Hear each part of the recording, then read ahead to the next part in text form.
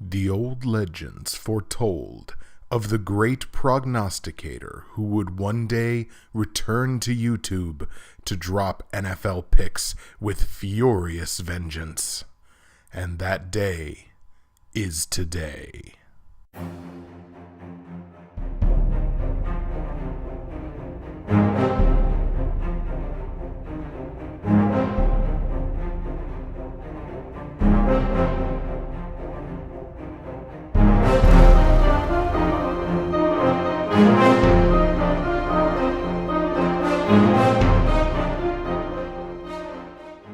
Okay, so I'm terrible at movie guy voice, but I'm pretty good at the picks. What's happening, everybody? Justin, BridgewatersFinest on YouTube, Blockbuster_guy on Twitter, and welcome to week one of my weekly NFL pick show for the 2017-2018 NFL season, getting out ahead of a lot of my prognostication brethren in getting the week one picks out there, just like we did last year. I can't wait to bring you the show this year. It's going to be a lot of fun, sticking with the podcast format, which was so successful from last season, and here we go. So once again, the format of the show is going to be mostly the same as what the format was from the show last year. So we're going to get a couple of minutes to talk about each and every game every week, which is why I love the podcast format so much. You get a chance to talk about every single game, minute or two for each of them. Then we got the platinum, gold, silver, and bronze picks for every week. That is not changing. That has been the staple of my show since episode 1 of season 1. We're sticking with that, platinum, gold, silver, and bronze. We get to talk against the spread and over-under picks for every single game of the week, which is also an element that I absolutely love. We get to touch on all of them. Also returning from last season, the comment of the week. Now, the comment of the week for this episode, we're going to be taking from the 3 episodes that I've released over the last 3 weeks, which all comprised episode 0. So we're going to take the best comment from those 3 videos, and that's going to be the comment of the week for this week. And also returning, not to toot my own horn, but what I would say is probably the most popular segment in YouTube history, the CFL picks, Canadian Football League, straight up picks. Folks, if you're not a CFL fan, you should be a CFL fan. You can get the CFL in the United States. It's definitely worth checking out. It's the same game, but there's a lot of differences, and it's very exciting football, the Canadian Football League. Those picks will be coming to you every single week. We close the show with the CFL picks, and today we're going to be talking about weeks 11 and 12 in the CFL season, because once again, we're kind of sitting right in the middle of that period between when we're talking now and when we're going to be talking about the week 2 picks in the NFL. So you're going to get 2 full weeks of CFL picks on this episode. You've been hearing me talk about it for weeks now. YouTube, SoundCloud, iTunes, anywhere that you can get a podcast, you can get this show this season. The numbers are slowly, but they're crawling up in each of those formats, which makes me very excited, very happy. I haven't gotten last week's episode onto iTunes yet. There's been some delays with that, but I figure I'll just put up these 2 episodes pretty well right at the same time for the SoundCloud and iTunes audience. Also, some breaking news. Bridgewater's Finest, the show, the channel, the personality that is me, are now on Snapchat. Folks, if you have a Snapchat, make sure you add me on Snapchat. It's bwf_902. So I'm going to be throwing my Snap code up on Twitter. I'll throw it up on Facebook as well. Make sure, again, Twitter, Blockbuster_guy, or if you have me on Facebook or in the NFL YouTube Prognosticators Facebook page, make sure that you add me on Snapchat. You're going to be getting pre-show snaps, mid-show snaps, just content that you're not going to get anywhere else. Maybe even some inside picks if you happen to follow me on Snapchat, stuff that you won't necessarily get anywhere else. If you got Snapchat, bwf_902. Make sure you add me on Snap. Another thing you've been hearing me talk about for the last couple of weeks, but we'll talk about it one more time, the Pick'em Leagues. My Pick'em League and HATBOX's Pick'em League. The numbers have slowed to no increase whatsoever. I don't think I saw a single extra person join the Pick'em League this past week, which is a little discouraging, but you know what? What are you going to do? Again, the Pick'em Leagues. football.fantasysports.yahoo.com/pick'em. You want to click the link that says join group. The group ID for my pick'em is 9909. The password is bwfinest, bwfinest. HATBOX's Pick'em. League ID, Group ID 7881. Password is HATBOX, HATBOX. Make sure you join both of those groups. The winners of each week in both of those groups are going to get shouted out on this show. Put your picks up head-to-head against mine. It's always a lot of fun. There's bragging rights galore in Pick'em leagues like this. Make sure you join both leagues. Get your picks in there against mine and many other NFL YouTube prognosticators. And as always, if you go to the description of the video file or of the audio file on SoundCloud or iTunes, you're going to find all my straight up picks for the current week. You're going to find my results from the previous week. You're going to find information on joining the Bridgewater's Finest Pick'em pool, as well as the HATBOX Nation Pick'em pool. All that information is going to be in the description below. You're also going to find a link to the NFL YouTube Prognosticators Facebook page, and you're going to find links to other high-quality NFL YouTube prognosticators who get out here and do this every single week. You're also going to find the link to the HATBOX Nation YouTube channel, and the reason for that is, of course, I'm producing a piece of weekly content for the HATBOX Nation YouTube channel. Every single week, you're going to be getting a 2-pick, 3-pick, and 4-pick parlay. If you're so inclined to do a little bit of gambling, a little bit of betting on the football games, these are just my parlays, the ones that I'll be playing, ones that I believe in. So if you want to grab some parlays, you're going to find that on the HATBOX Nation YouTube channel. Information for that is in the description below. So that should be sufficient for the housekeeping. Let's do this. NFL Week 1 picks for 2017. We're going to start with the defending Super Bowl champions opening their season at home. Let's see if I remember how to do this. Let's go to New England now. The Patriots opening the season at home, as I mentioned, taking on the Kansas City Chiefs. Now, these are two very interesting teams in so much as the preseason has seen them each take at least one pretty crippling injury, or at least would be crippling for most teams. It's kind of interesting that these two start the season against each other because situationally speaking, the injury that they have each had is one that I think the team makeup and just the way the team operates, it's going to mask it pretty well. We start with the Patriots, of course. They lost Julian Edelman for the season. Non-contact knee injury.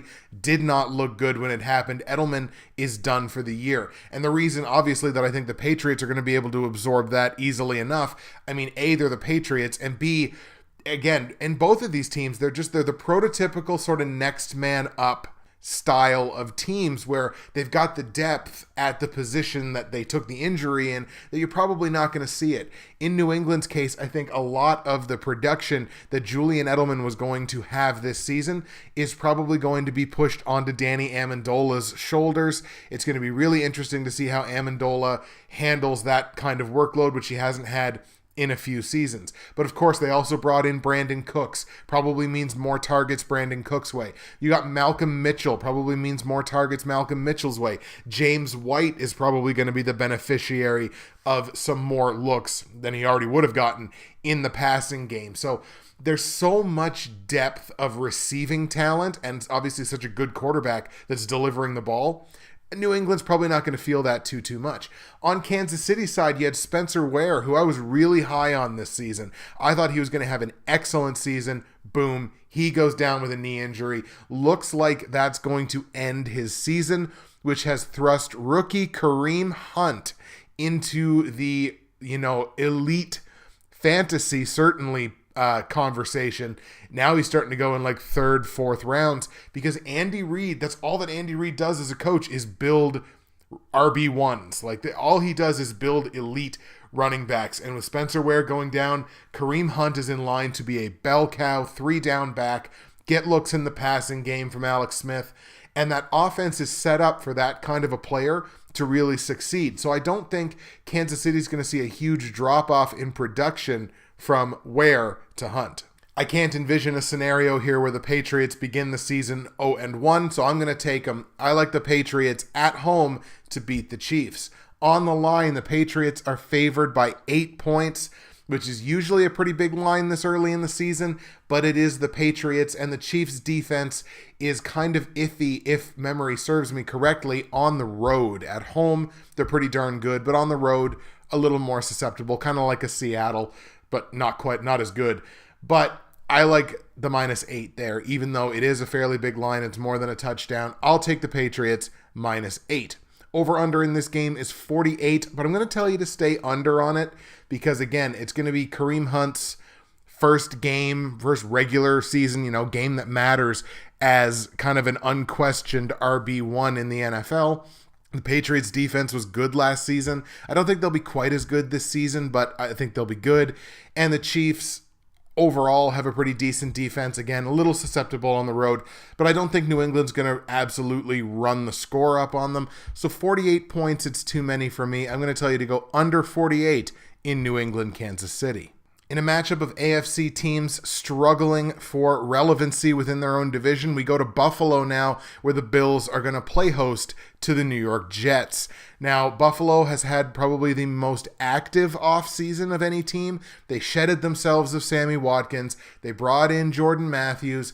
Overall, in all of Buffalo's moves, and considering all of their trades, and you can look up their trades to see what they were, the way that I think it goes is I think they're a slightly better team offensively, probably slightly worse team defensively, but they're a lot better on draft day. So for draft day 2018, Buffalo is now a much more competitive team, certainly in the prospects of even potentially moving up in the draft, depending on how their season goes. So, I mean, look, it's never a bad thing for a team to get better on draft day. And that's kind of what I think Buffalo has managed to do this offseason. The Jets, outside of Bilal Powell, I don't really think there's much to talk about for the New York Jets. I like Buffalo in this game, certainly because Buffalo is playing the game at home. On the line, however, is where this game gets a little bit murky. Buffalo is favored in this game by a touchdown, and that's a lot of credit to give to a Bills team that now, certainly offensively and even defensively, have got a little more gelling to do because of the volume of moves that they made in this offseason. To give them a touchdown to say that, they're going to cover the spread by 7 points, that's a bit much for me. Like, look, the Jets are not good on the road. They're not a good road team. Their defense is really good at home and really not good on the road. And you can say that of a number of teams in the NFL, but it's certainly true in the case for the New York Jets. I think between the two teams, the Jets arguably have the most dynamic playmaker between the two of them, that being Bilal Powell. I think is going to be a huge season for Bilal Powell. I think ultimately he'll take over the RB1 role from Matt Forte. But 7 points for Buffalo, I think, is just a little bit too much. What's kind of interesting, too, is if you look at these two teams from last season, between the 32 games that these two teams played last season, they only covered the spread 12 times out of 32 games. That's not a good percentage whatsoever. I gotta go with the team that gets the more favorable side of that, and that team is definitely the Jets. So on the line, I like the Jets +7. Over under in this game is 41, and that's a pretty low number, but I think I gotta go over on it because I don't think the Bills are as good defensively this season as they were last season. Just on paper, the Jets defense is not good on the road. So it's a low number because, Jets defense and Bills defense, and it's kind of a low number maybe on reputation. I think this goes over 41 points. I like the Bills to win it straight up, but I like the Jets +7 on the line, over 41 points. Let's go to Cincinnati now, all AFC North matchup of the Bengals playing host to the Baltimore Ravens. And Baltimore, you could not have a team that has had more injury problems in this offseason than the Baltimore Ravens. And I feel like you could say that like even last season and maybe even the season before. It's like it's a trend now for the Ravens. Another team that's certainly on the defensive side of the ball, next man up, next man up, next man up. They're very deep on defense. Offense, Joe Flacco. I think Joe Flacco is at the same time overrated and underrated. It's weird. I think Flacco's a really good quarterback. I don't think he should be anywhere near sniffing the elite conversation, which I do see some Ravens homers, I suppose, trying to make that argument. I don't think he belongs in that conversation. Sure, he's won a Super Bowl, but I just don't think he belongs in that conversation. But He's overrated and underrated. It's weird. Baltimore's a really weird team offensively to try and project. Cincinnati, I think, arguably has the better offense between the two. I'll be really interested to see how their running back situation plays out, because you've got Jeremy Hill, who I guess would technically be the starter, but then you've got Gio Bernard, who probably deserves to be the starter, and now they've drafted Joe Mixon. So now it's just a log jam at running back for the Bengals. It'll be interesting to see if they just take a hot hand approach, or just how their whole backfield situation is going to play out. Baltimore is a team that is historically not very good on the road, but I think in a division matchup, arguably, overall, I do think Baltimore is the better football team between the two of them. I'm going to take Baltimore in this one. It's a slight edge, but I'm going to give it to them. I like Baltimore on the road to go into Cincinnati, start the season 1-0. Baltimore wins in Cincy. On the line, the Bengals are favored by 2.5 points at home. Obviously, I like the Baltimore plus 2.5 side of that. Even if they lose, I think this is going to be a really, really, really tight game. So I like Baltimore plus 2.5. Over-under in this game is 43 points. Neither of these teams strike me as offensive juggernauts. Baltimore's defense is really good, but they're beat up already and the season hasn't even started. I like this thing to go over 43 points. Nothing against Andy Dalton and the Bengals offense, who again, I think is overall a better offense, pretty well objectively. They're a better offense than Baltimore's is. I like this to go over 43 points, but I like Baltimore to win straight up, and I like Baltimore plus 2.5 on the line. Let's go to what I think is going to be one of the biggest trap games of week 1, the Detroit Lions playing host to the Arizona Cardinals. Detroit and Arizona both strike me as teams where there's not a lot of in-between in them. Detroit or Arizona, they either win big or they lose big, and that's really difficult to try and project teams like that, because in a game that you think might be a really tight game, it winds up being a blowout. So it's very tumultuous to try and predict that. And I mean, week 1 is just sort of tumultuous in general. Between the two teams, obviously there's a lot of expectations in Arizona with David Johnson. They brought Carson Palmer back. Larry Fitzgerald is still there. This is a team that looks to be geared up to take kind of a one more run at an NFL title before Carson Palmer retires and Larry Fitzgerald retires and everything like that. David Johnson, one of the best young players in football, arguably the best young player in football. So there's a lot to look forward to with this Arizona Cardinals team.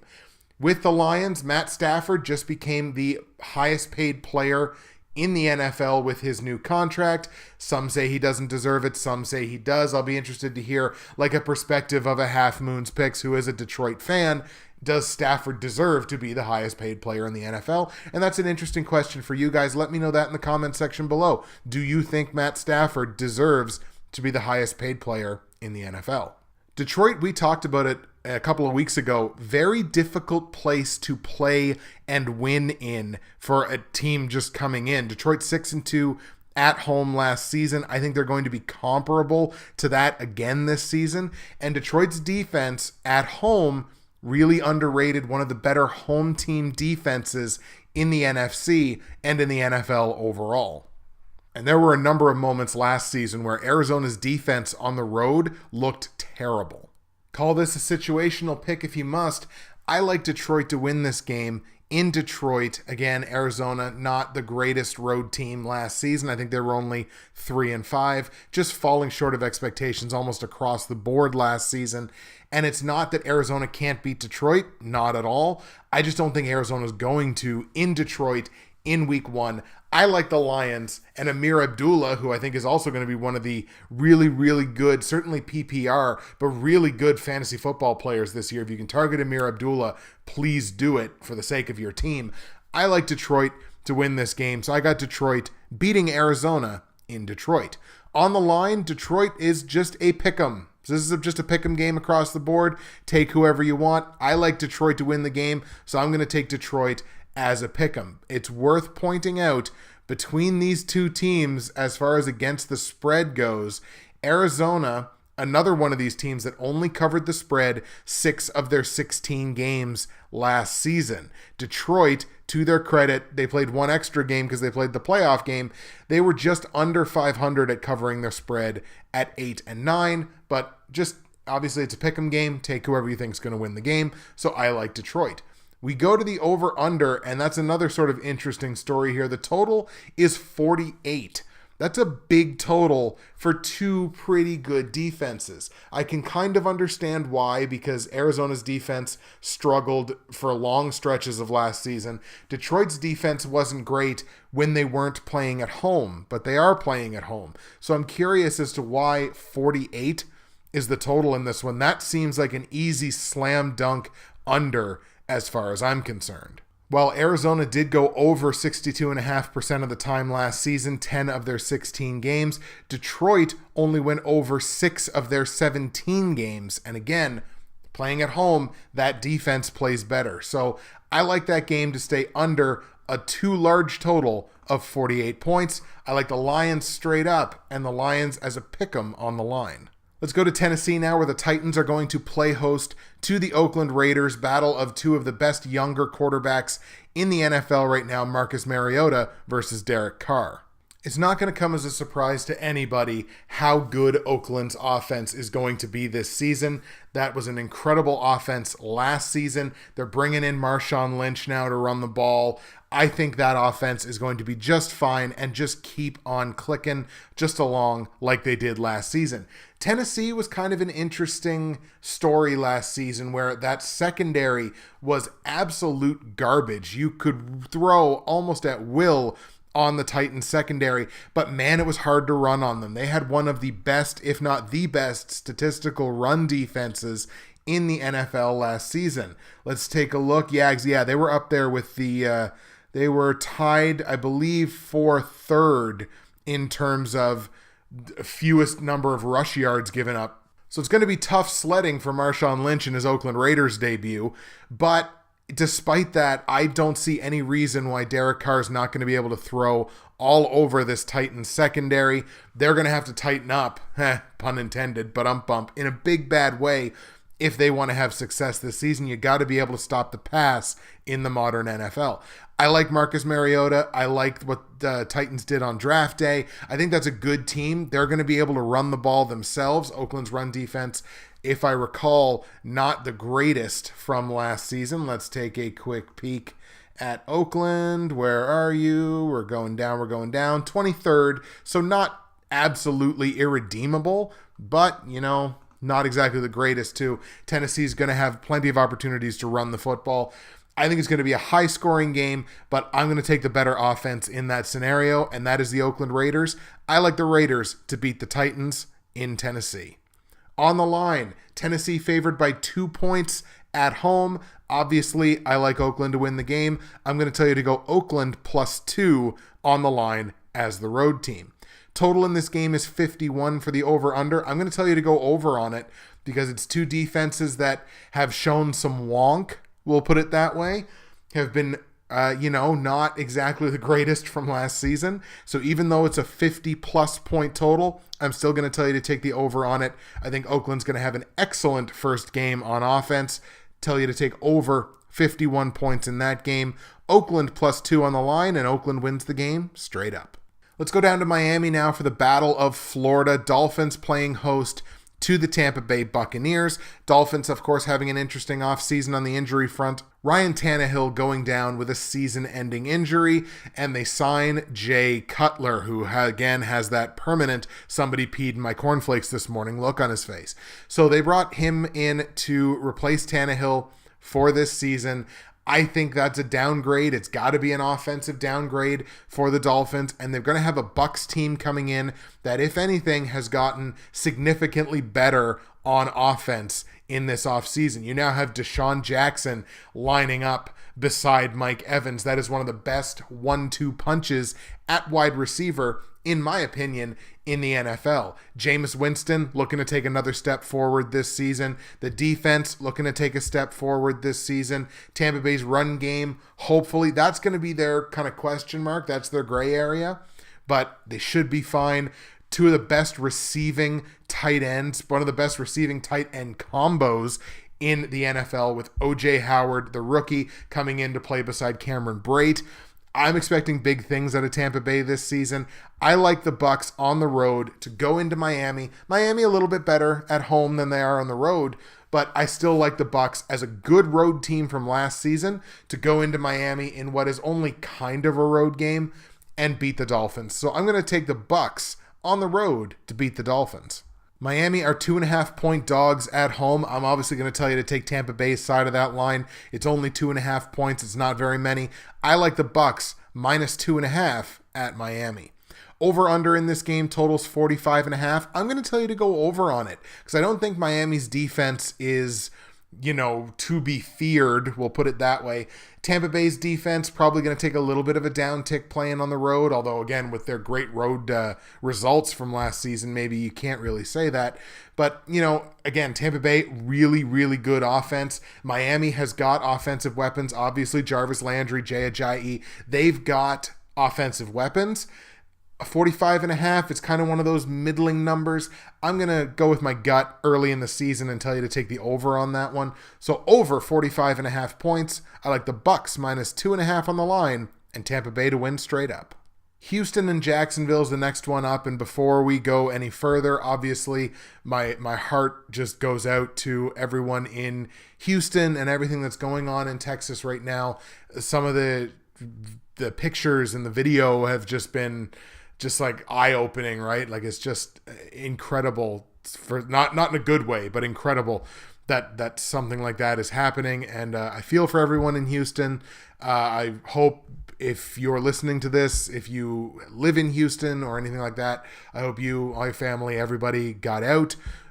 So hoping the best for Houston. If it's any consolation, I think Houston wins this game. So I'm going to take the Texans to beat the Jags because I'm still not convinced, even though Jacksonville's defense is really good, I'm still not convinced that they're going to do much on offense unless Leonard Fournette is really the guy that, explodes. Which, I mean, look, there's precedent there for that. A guy like Maurice Jones-Drew and other players, like there's precedent for Jacksonville running backs to kind of break out. Houston is a stout defense, especially at home.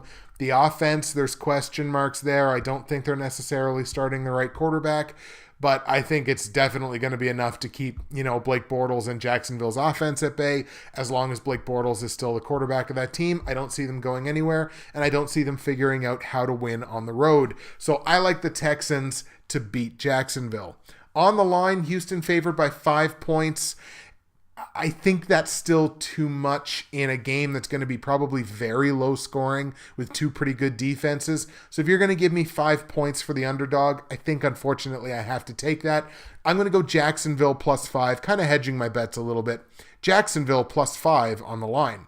Total in this game is 40. I mean, take the under. There's two really good defenses, two offenses that are just question marks. Even though it's early in the season, I'm going to tell you, even though it's a small number, go under on that. So under 40 points, I got Jacksonville plus 5, but I got Houston winning the game straight up. Let's go to our first game talking about a Los Angeles team, and we'll talk about the Los Angeles team that is playing host. So we've got the Rams playing host to the Indianapolis Colts. Obviously, a ton of question marks with the Colts on offense. Is Andrew Luck going to be ready to start week 1? I don't think that decision has quite been made yet, but it looks like it's trending towards no. I tell you, this early in the season, it's so hard to predict what's going to happen in week 1. Because, I mean, you can look at the preseason all you want, but at the end of the day, it's preseason. It's a bunch of players playing the majority of the time in games that they're not going to make that team. So it's really difficult to try to predict week 1. It's such a coin flip. You just this is one where you just go with your gut. I'm going with my gut here. The Rams defense is really good, and they're really good at home. Now they're missing one of the key pieces to that defense in Aaron Donald, who I believe is still in the midst of his holdout.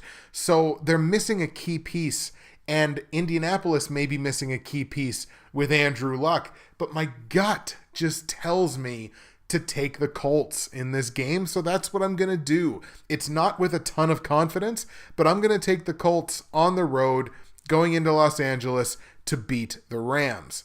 Now on the line, the Rams are 3.5-point dogs at home. It's over a field goal, so I have to do the responsible thing and hedge my bets there.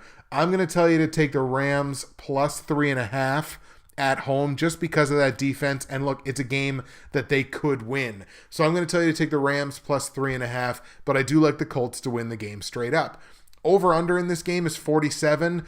I don't know why. Sure, the Colts defense has been pretty bad, but 47 points when one team could barely score any points last season is way too many. Definitely take the under in that one. Be interesting to see what we get this season out of Todd Gurley, out of Jared Goff. Do those two players take steps forward? Really interesting. All kinds of storylines. That's why I love this time of year, because there's 1,000,001 storylines that you can look at. But I'll go the Rams plus 3.5 and under 47 points, but I like the Colts to win the game straight up. Now let's talk about the game that I'm probably looking forward to the most in week 1, just because I think it'll be arguably the best pure football game that you see all week. The Green Bay Packers playing host to the Seattle Seahawks. Obviously, these two teams having a ton of history with each other. Aaron Rodgers, my personal favorite player in the NFL, and the Seattle Seahawks, that defense, the Legion of Boom. There's so many people that hate Seattle. And I understand, I guess. I get where it comes from. I don't agree with it, but I get where it comes from. I love watching the Seahawks play football. They're a team that I absolutely, when there's one of their games on, especially when they're playing at home, that's the game I'm tuning into because I love watching the Seahawks play football on both sides of the ball, offensively and defensively. I got a soft spot for Russell Wilson. I don't think he's a great quarterback, but I think he's a good quarterback, and I enjoy watching him play. The Packers, obviously, they're basically kind of becoming my team. I mean, geez, I picked them to go to the Super Bowl and win. If you watched my episode from 2 days ago, you should know that. But I guess I'm a Packers fan. I guess I should just embrace it and just say, hey, I'm a Packers fan. The only thing that gives me confidence in this pick, really, because it's, again, when it's two really good teams, borderline elite teams, playing each other so early in the season, it is a true coin flip. But it's just based on where the game's being played. It's being played in Green Bay. I'm taking the Packers. Seattle, historically, not a good road team. Got to go with the Packers in this one. Very difficult place to win in as a road team, that being Lambeau Field. So I like the Packers straight up to beat Seattle in Green Bay. On the line, Green Bay favored by 3 points. It's only a field goal. I'm going to take Green Bay -3 in that scenario. I think they're going to be able to score their points. Total in this game is 50. I'm going to tell you to go over on it because you don't really know what you're going to get from Green Bay's defense. Now, the defense can show signs of playing fairly well and then can show signs that they don't even know how to play the sport that they're taking part in. So I think Seattle's going to get their points. I just think Green Bay is going to get more of them. So I'm going to tell you to go over 50 points on that. Green Bay -3. I like the Packers to win the game straight up. Let's go to the Bay Area now, where the San Francisco 49ers are going to play host to the Carolina Panthers. Carolina, one of the more disappointing stories in the NFL last season. Carolina with a poor 6-10 record. Now, of course, if you watched my NFC predictions, you know that I think they're even going to basically stay there and finish the season 5-11. And the way that starts is they're going to lose week 1 to San Francisco. Don't ask me my sources on this. I've seen some games where these two have played head to head. San Francisco, for whatever reason, seems to play Carolina really well. Whether it's in Carolina or in San Francisco, they seem to play Carolina really well. So I don't know. It's a gut. That's all this is. It's week 1. That's all this pick is it's 100% a gut feeling. I can't tell you why.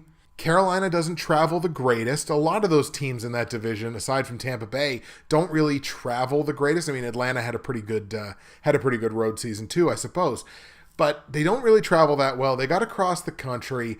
I feel like Carolina is just a team that's got a confidence problem. And even when you're playing one of the worst franchises in football, I don't know. I don't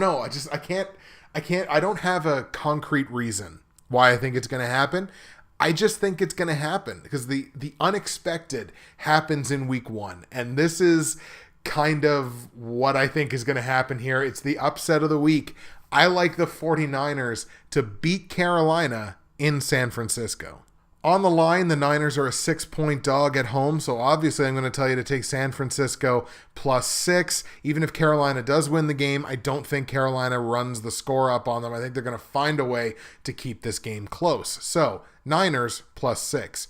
Total in this game is 48 points. I'm going to tell you to go over on it because, again, San Francisco's defense, not real good. Carolina's defense at times last season, not real good. Now, they do have Luke Kuechly back, so really that could just glue that team together and they could go on an incredible run this season, and I'm just an idiot. That's a possibility. Hey, you got to face it every single week. You come out here and put your picks on the line. So I'm going to tell you to go over 48 points on it, but I like San Fran +6, and I like the Niners to win the game straight up.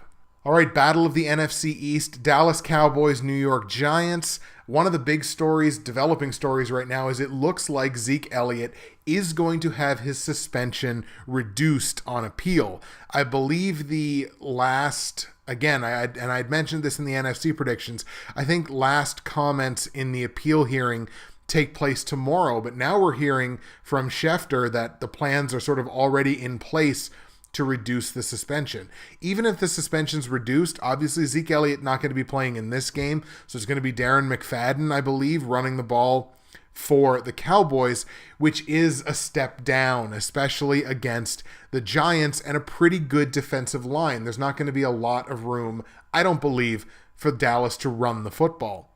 But again, division matchup, these two teams know a ton about each other. The Giants, we seem to talk about their offense every single year, and they just, not that they disappoint, but they just don't necessarily live up to expectations. Worth noting that Dallas lost, again, their top 2 cornerbacks this offseason, so their pass defense, what's that going to look like this year? Again, question marks, which is why I love week 1 so much, because you just don't know. But based on the fact that the game's in Dallas, I think I'm going to have to go Cowboys on it. It's not a super confident pick, but I'm going to go Dallas, just based on the fact that it is in Dallas. Giants weren't great on the road last year. So I'm going to go Dallas to beat New York in Dallas. On the line, Cowboys favored by only 4 points. I think I'm still going to go with that, even though it's over a field goal. I'm going to take Dallas -4. I do think they win this game probably by a full possession, so Dallas -4. Total in this game, 47.5 points. I'm going to tell you to go under on it because, again, don't really know what we're going to get out of that Giants offense because, again, everybody talks about it. Oh, it's going to be great. I mean, like, you know what you're going to get out of Odell Beckham. You're probably going to get 100 yards receiving, and he's probably going to find the end zone. But Eli Manning, again, is one of those quarterbacks that kind of makes mental mistakes, and mental mistakes that he shouldn't make given how much of a veteran he is and the success that he's had. Dak Prescott, also not, again, statistically, I didn't think he was the greatest thing since sliced bread last season. Without Zeke Elliott, I don't think Dallas is going to put up as many points as they typically maybe would in a game like this. So I'm going to tell you to stay under a fairly high number of 47.5, but I like Dallas -4 and the Cowboys to win the game straight up. And before we get into the platinum, gold, silver, and bronze, we're going to close off with the Denver Broncos playing host to the other Los Angeles team, the Chargers. Now, this, I think, is going to be Denver's game all day, just based on the fact that it's in Denver. Incredibly hard building to win in for the Chargers. So I like Denver in this one. Again, I don't think they're necessarily starting the right quarterback, assuming that it is Simeon that starts week 1. They've got offensive weapons, obviously, and that defense, holy cow, that defense, like they're a really, really good defense.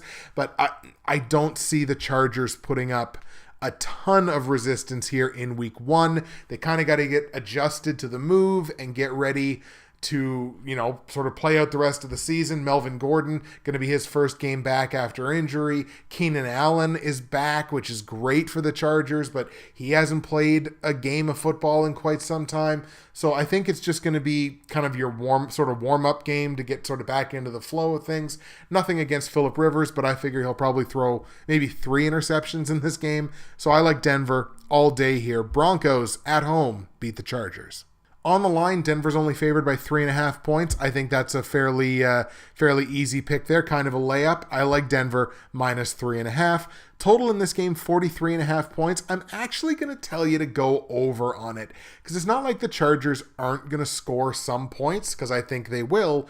And Denver, I think, will score more than enough to win the game. This could very well be a backdoor over. It might only get to 44, maybe 45, but I do think it goes over. So I'll tell you to go over 43.5 points, Denver minus 3.5, and the Broncos win straight up. All right, folks, here we go. Platinum, gold, silver, and bronze picks for Week 1, 2017-2018 NFL season. Starting at the bottom, of course, with the bronze pick. For my bronze pick, we see the Minnesota Vikings playing host to the New Orleans Saints, and I'm going to tell you to go with Minnesota in this game. They're playing at home. That defense is really good. The Saints, obviously, their offense is incredible. It is what it is. You have Adrian Peterson now sharing carries with Mark Ingram. That's going to be really interesting to see what that split is, what kind of a back that's going to make out of Ingram. We kind of know what we're going to get from AP, but hopefully he sort of returns to form a little bit. But, you know, we're going to get that super awkward Vikings reunion out of the way very, very quickly. On the offensive side, the Vikings have a great young wide receiver core. Sam Bradford, I think, is going to have a fine season, just sort of doing what he needs to do. Just, again, game management. He doesn't have to be a 4,500-yard passer or throw 35 touchdowns. He doesn't have to be that guy. He's just got to manage the football game. I think he's going to. And also, you've got Dalvin Cook, the rookie, who's basically just waltzing into an RB1 role right out the gate with Minnesota. He's a really talented back. I think on volume alone, he's going to be an RB2 probably in fantasy with an upside. The Saints struggle stopping the run. Going to be an interesting first week here for Dalvin Cook. He could put up big numbers, but I think it'll be enough. I like Minnesota to beat the Saints in Minnesota. On the line, Vikings are favored by 3.5 points. I'm going to tell you to go with that. Again, it's going to be, I think the Saints can certainly put up their points, but Minnesota's defense, I think, is very, very good, and I think they're more than up to the challenge in this first week's game. So Minnesota minus 3.5. Total in this game is 48 points. I'm going to tell you to stay under on it because that's what Minnesota does. Minnesota keeps you in low-scoring games and beats you with experience. So I think it's going to stay under 48 points, even though obviously Drew Brees and that offense is what it is.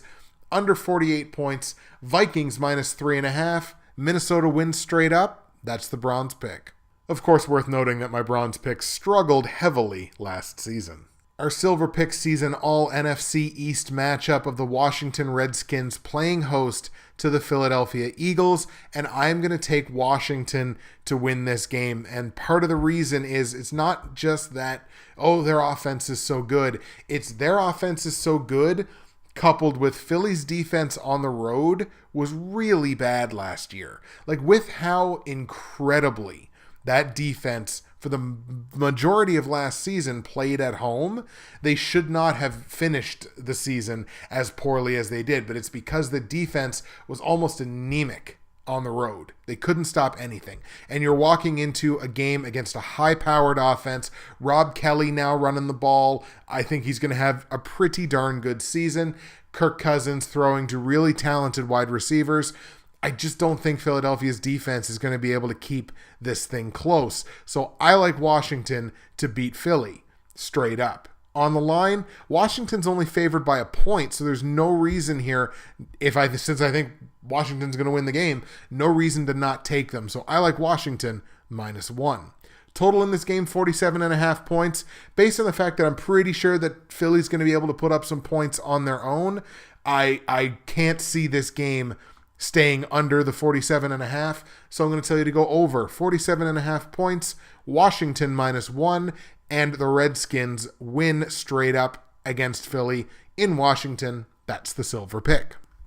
My gold pick sees the defending NFC champion Atlanta Falcons traveling to Chicago to take on the Bears. And just a PSA to Bears fans, Bears management, Mitch Trubisky should be your starting quarterback. But since it looks like that's still not going to be the case, I mean, look, either way, I like the Falcons in this game, but certainly if it's not Trubisky starting a quarterback, I definitely like the Falcons in this game. Look, that defense got better as the season went on last season in Atlanta. They're young, they're fast, they're a really solid defense. They played really well on the road last season, traveled much better than they historically have. I see that trend continuing because the team hasn't really changed all that much. So again, I think they travel well. They're going to go into Chicago. It's a place, look, Chicago's only wins last season all came at home, so they're not exactly a bad home team by any means. They're just not a great team overall. The defense is a little bit better. I do think the defense is going to show some signs of, being a pretty capable NFL defense, but against Atlanta and a high-powered offense like that that's healthy, not really missing anybody, Atlanta's going to definitely get off to the right foot here in week 1, going into Chicago and beating the Bears. On the line, the Bears are 7-point dogs at home, but I mean, you got to like Atlanta's side of that. It's a touchdown even. If it was any more than that, I might start to get a little squirrely about it, but Atlanta -7 doesn't scare me off. I like the Falcons -7 on the line. Total in this game is 51 points. I think it goes over. Again, Atlanta's offense, high-powered. They're going to put up a ton of points. Chicago, they have talented players. Jordan Howard, I think, is going to have an excellent season this season. So they're going to score their points. I like it going over there. And, Atlanta's defense, I'll be interested to see if they do take a step forward this season. But, coming right out of the gate, they may stumble a little bit. Certainly going to be enough to win on the offensive side of things. But let's go over on the total, 51 points. So we've got over 51, Atlanta -7, and the Falcons winning straight up in Chicago. That's my gold pick. And the platinum pick, arguably the most interesting game of the week, just because of what's happened in the last couple of days. The Pittsburgh Steelers traveling to Cleveland to take on the Browns. And in case you missed it, the only player on the Browns defense that's kind of worth putting on the jersey, that being cornerback Joe Hayden, the only Browns first-round pick since 2010 to actually go to a Pro Bowl, is now a member of the Pittsburgh Steelers. Isn't that interesting? Aside from the fact that this is a division matchup, Pittsburgh just swooped in and signed the guy that Cleveland inexplicably cut, unless they're just trying to intentionally tank for the number 1 overall pick. Maybe that's a possibility. Who knows? But Cleveland, they cut their best defensive player. Pittsburgh picks him up. That pretty decent defense gets significantly better on the outside as far as I'm concerned. And Pittsburgh is going to clobber Cleveland in this game just to show them the mistake that they made, just up close and personal. So Pittsburgh is going to destroy Cleveland in week 1, even though it's a division game. Pittsburgh wins it in a walk. Cleveland 9-point dogs at home. Take Pittsburgh -9. 47 points is the total. Take the over. Pittsburgh may clear it on their own. So over 47 points. Pittsburgh -9. Steelers beat Cleveland in Cleveland. That's the platinum pick. All right, folks, there you have it. Week 1 picks, 2017 NFL season. You got them all right there. Again, platinum pick. I like Pittsburgh to go into Cleveland and destroy the Browns. So Steelers are the platinum pick for week 1. So glad to be back. YouTube, SoundCloud, iTunes. Remember, Snapchat, BWF_902.